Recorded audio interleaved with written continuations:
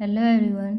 आज हम इस वीडियो में जो बायोमोलिक्यूल्स चैप्टर है उसके एचटेट के प्रीवियस ईयर क्वेश्चंस करेंगे। तो सबसे पहले क्वेश्चन है, ये 2024 में आया हुआ है। In nucleic acid the sugar unit in the furanose form are joined to phosphate through hydroxyl group of which carbon. अब क्या है, न्यूक्लिक एसिड के अंदर क्या होती है, शुगर यूनिट होती है, तो वो फॉस्फेट ग्रुप के साथ बाइंड होती है। तो वो कौन से कार्बन पर बाइंड होती है? तो अब पता है, जो न्यूक्लिक एसिड है, न्यूक्लिक एसिड किसका मोनोमर होता है? न्यूक्लियोटाइड का होता है। न्यूक्लिक एसिड होता है वो न्यूक्लियोटाइड का पॉलीमर होता है, यानी कि ये मोनोमरिक यूनिट हमारी। अब तो पहले हमें ये पता होना चाहिए कि न्यूक्लियोटाइड क्या है। न्यूक्लियोटाइड में क्या होता है हमारे पास, एक तो शुगर होती है और एक बेस होता है और एक फॉस्फेट ग्रुप होता है PO4 3-। तो पहले जब हमें न्यूक्लियोटाइड का स्ट्रक्चर पता होगा तो ही हम इस क्वेश्चन का आंसर दे पाएंगे। तो न्यूक्लियोटाइड का क्या स्ट्रक्चर होता है?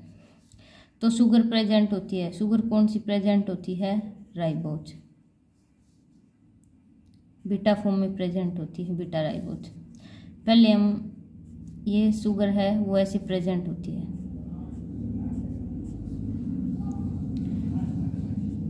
OH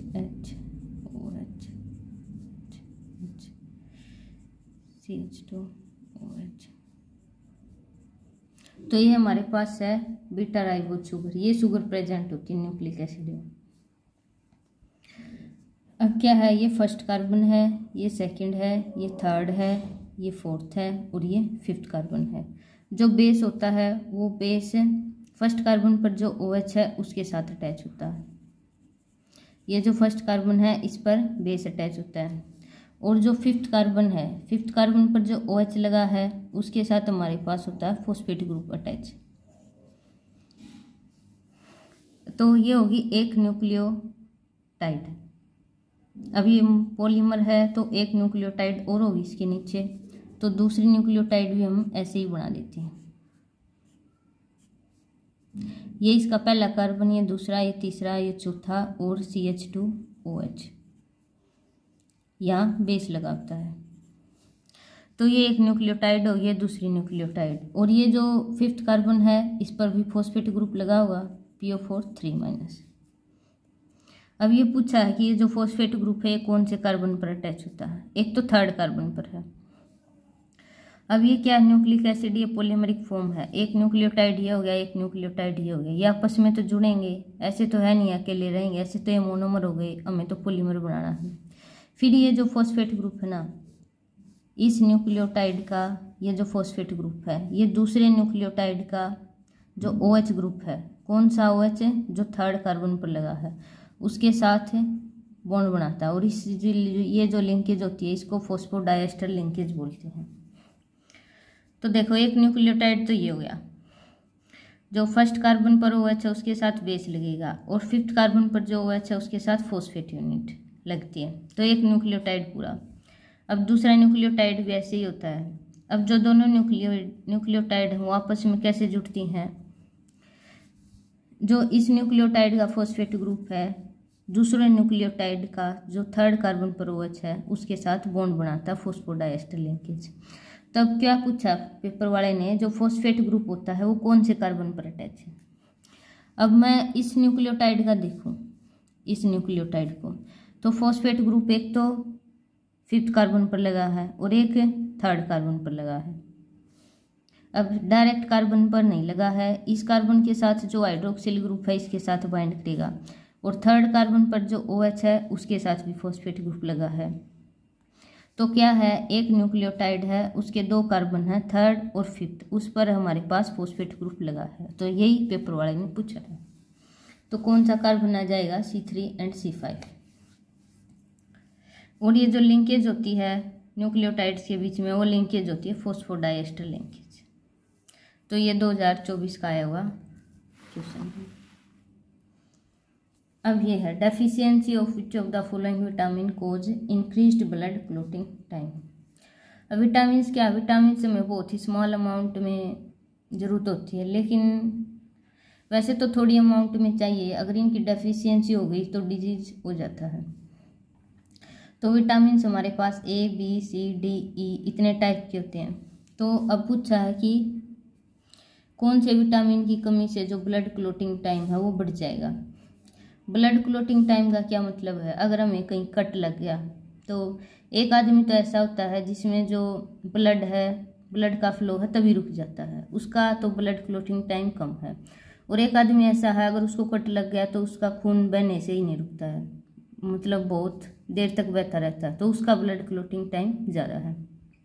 तो वो ब्लड क्लोटिंग टाइम ज़्यादा क्यों होता है, वो जब होता है जब उस आदमी में विटामिन के की कमी होती है। तो इसका कौन सा ऑप्शन आ जाएगा, विटामिन के। तो विटामिन के अगर किसी आदमी में कमी है तो उसका ब्लड क्लोटिंग टाइम बढ़ेगा, यानी कि उसको कभी कट लगेगा तो उसका जो खून है वो बहने से रुकेगा ही नहीं। और ये जो विटामिन है, विटामिन B12 की कमी है अगर, तो उससे क्या होएगा, परनीशियस एनीमिया। जितने भी विटामिन है वैसे तो इनकी रिक्वायरमेंट थोड़ी अमाउंट में होती है, अगर कमी हो जाए तो डिजीज भी बहुत बड़ा होता है। तो अगर विटामिन B12 की कमी है, एक क्वेश्चन यहाँ से हर बार आता है, जैसे ये वाला है ब्लड क्लोटिंग वाला है, 2024 में भी आया है और 22 में भी आया है, बहुत ही बेसिक है ये, तो अगर एक बार भी आप पढ़ के जाओगे तो एक नंबर सिक्योर हो जाएगा।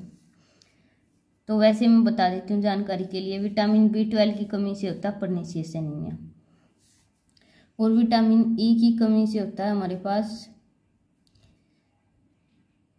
फ्रेगिलिटी ऑफ आरबीसी, फ्रेगिलिटी ऑफ आरबीसी और मस्कुलर वीकनेस। अब मस्कुलर वीकनेस क्या है, मसल्स में कमजोरी आना, और फ्रेगिलिटी ऑफ आरबीसी, जो आरबीसी है वो बहुत ही वीक हो जाती है, यानी कि उनका जो टूटने की जो क्षमता है ना, उनकी जो सेल वाल है बहुत ही कमजोर हो जाती है, जो उनकी बाहर लेयर, ये होता है फ्रेगिलिटी ऑफ आरबीसी, ये विटामिन E की कमी से।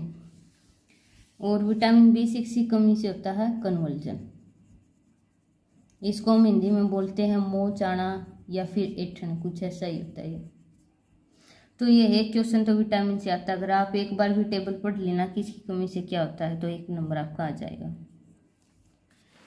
Next question, glucose on prolonged heating with HI forms this. अब ये है ग्लूकोज की रिएक्शन, पहले स्ट्रक्चर पता होना चाहिए। ग्लूकोज में 6 कार्बन होते हैं, ये आपका ग्लूकोज का स्ट्रक्चर।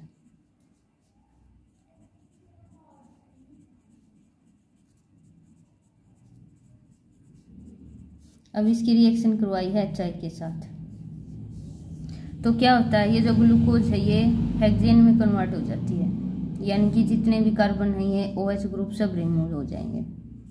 और हेक्सेन का क्या स्ट्रक्चर होता है, ये होता है सिंपल एल्केन में कन्वर्ट हो जाएगी, ये हो गया हेक्सेन।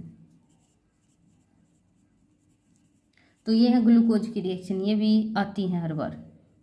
अगर HI के साथ रिएक्शन करवाओगे तो जो ग्लूकोज है N हेक्सेन में कन्वर्ट हो जाएगी। अब ये है नेक्स्ट क्वेश्चन, अब इसकी किसके साथ रिएक्शन करवाई गई है, ब्रोमीन वाटर की, ग्लूकोज की। जो ब्रोमीन वाटर होता है वो है वीक ऑक्सीडाइजिंग एजेंट।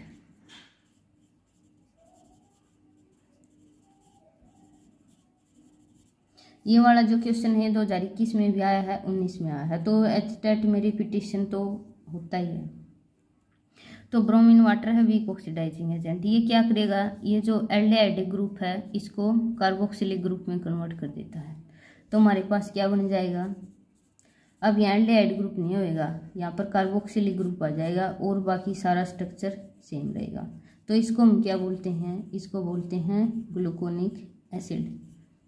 तो कौन सा ऑप्शन आ जाएगा, ऑप्शन सी। अब ये तो है ब्रोमीन वाटर, ये है वीक ऑक्सीडाइजिंग एजेंट। अगर इस ग्लूकोज की रिएक्शन HNO3 के साथ करवा दें, कंसनट्रेटेड HNO3, जो कंसनट्रेटेड HNO3 होता है वो स्ट्रॉन्ग ऑक्सीडाइजिंग एजेंट होता है, स्ट्रॉन्ग ऑक्सीडाइजिंग एजेंट। वो क्या करेगा, इस एल्कोहलिक ग्रुप को भी कार्बोक्सिलिक ग्रुप में कन्वर्ट कर देगा, इसको तो करेगा ही और इसको भी कर देगा।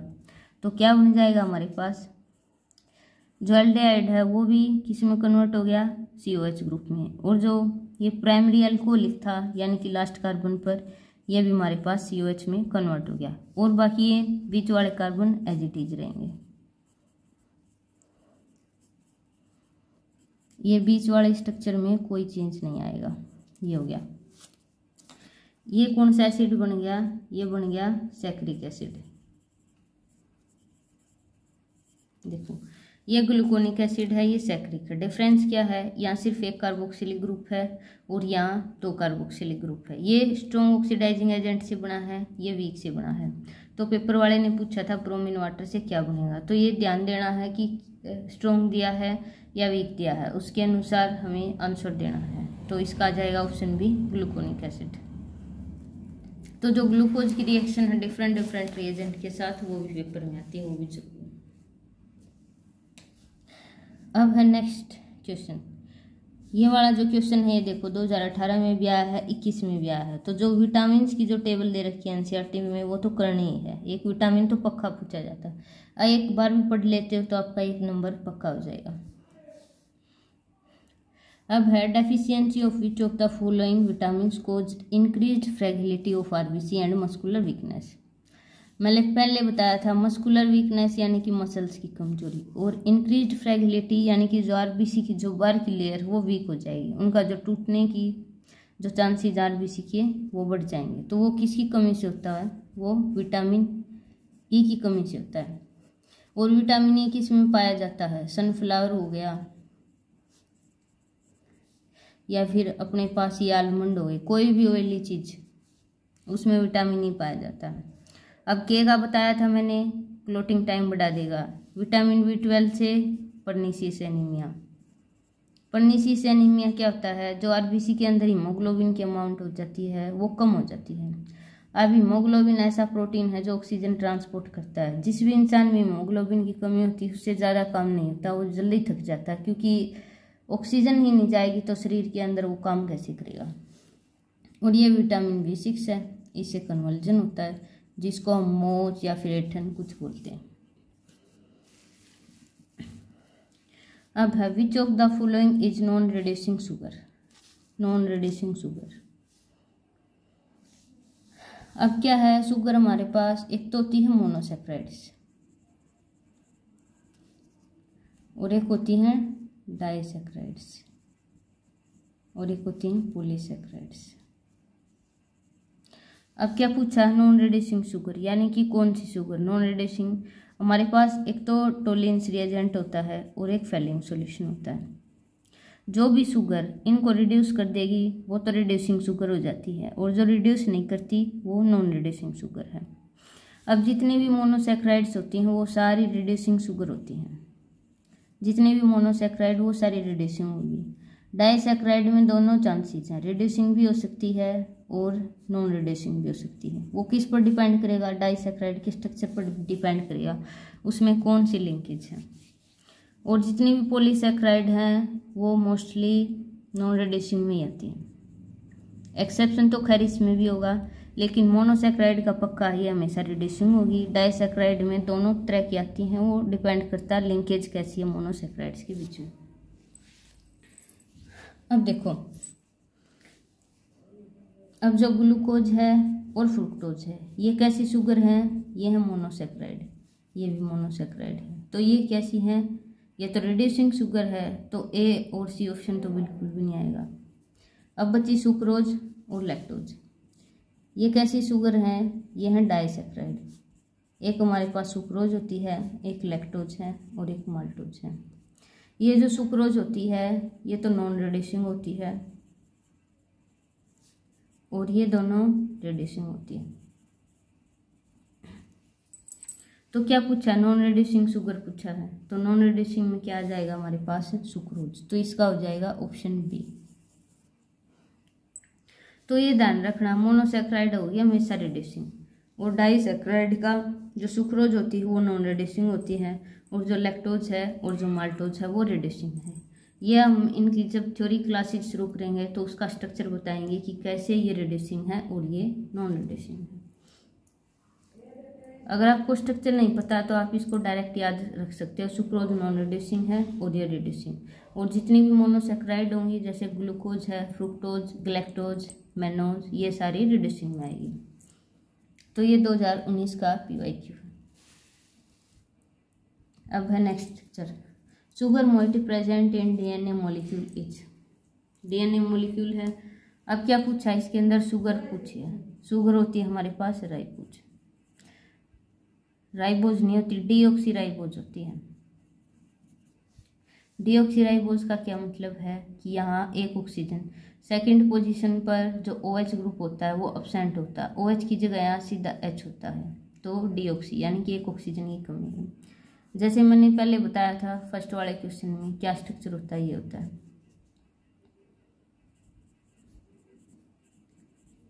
स्ट्रक्चर की खैर आपको कोई रिक्वायरमेंट नहीं इतनी ज़्यादा, ठीक है। आप ये हो गया, ये फर्स्ट कार्बन है, सेकंड, थर्ड, फोर्थ, फिफ्थ, ये स्ट्रक्चर है राइबोज का। लेकिन DNA में क्या प्रेजेंट होता है, डीऑक्सीराइबोज। डीऑक्सीराइबोज का क्या मतलब है, ये जो OH है ना, यहाँ H प्रेजेंट होता है, देखो यहाँ सीधा H होता है, ऊपर भी H है, यहाँ भी ऊपर है, यानी कि ऑक्सीजन निकाल दिया है तो डीऑक्सीराइबोज। पहले वाला राइबोज का स्ट्रक्चर था, अगर OH प्रेजेंट है तो राइबोज है, अगर H प्रेजेंट है तो डीऑक्सीराइबोज। और अब ये बीटा का क्या मतलब है, बीटा का मतलब है ये होता है नॉर्मलिक कार्बन। ये जो OH की पोजीशन है ये नीचे भी लाई कर सकती है और ऊपर भी। अगर ऊपर लाई करती है तो हमारे पास बीटा फॉर्म होती है, अगर नीचे लाई करेगी तो अल्फा फॉर्म होगी। जो बीटा फॉर्म होती है वो स्टेबल होती है, तो हमारे पास जो स्टेबल फॉर्म होती है, जो RNA होता है उसमें राइबोज मिलेगी, बीटा राइबोज। DNA में deoxy beta ribose. Deoxy indicate करता है यहाँ H प्रेजेंट है, तो कौन सी शुगर प्रेजेंट है, बीटा डीऑक्सीराइबोज। और ये D इंडिकेट करता है, ये होती है हमारे पास रिलेटिव कॉन्फ़िगरेशन, ये ग्लिसरॉल्डिहाइड के स्ट्रक्चर से आती है। अब है last, an example of globular protein is. अब हमारे पास दो टाइप के प्रोटीन होते हैं, एक तो ग्लोबुलर था और एक फाइब्रस था। इसमें तो क्या होते हैं, जो पॉलीपेप्टाइड चेन होती हैं वो लीनियर मैनर में ऐसे अटैच होती हैं, और ग्लोबुलर में पॉलीपेप्टाइड ऐसे मतलब एक बॉल की तरह होती हैं। तो ग्लोबुलर प्रोटीन कौन सा होता है, इंसुलिन होता है, तो ऑप्शन ए। और ये जितने भी प्रोटीन हैं ये हमारे पास फाइब्रस में होते हैं। मायोसिन मसल्स के अंदर होता है, कैरेटिन हेयर, वूल और सिल्क के अंदर होया जाता है, सिल्क के अंदर पाया जाता है। ये जो फाइब्रस प्रोटीन है ये मेन तो स्ट्रक्चर बनाने में काम आती है। तो ग्लोबुलर में कौन सा आ जाएगा, इंसुलिन में आ जाएगा। और जितने भी एंजाइम्स होते हैं उनका ग्लोबुलर स्ट्रक्चर ही होता है मोस्टली का। तो ये आपकी आंसर की है। अगर वीडियो अच्छी लगे तो लाइक करना। ऐसे ही हम जितने भी चैप्टर हैं उन सब के प्रीवियस ईयर करवाएंगे HTET के, और उसके बाद थ्योरी क्लासेज शुरू करेंगे। Thank you for watching my video.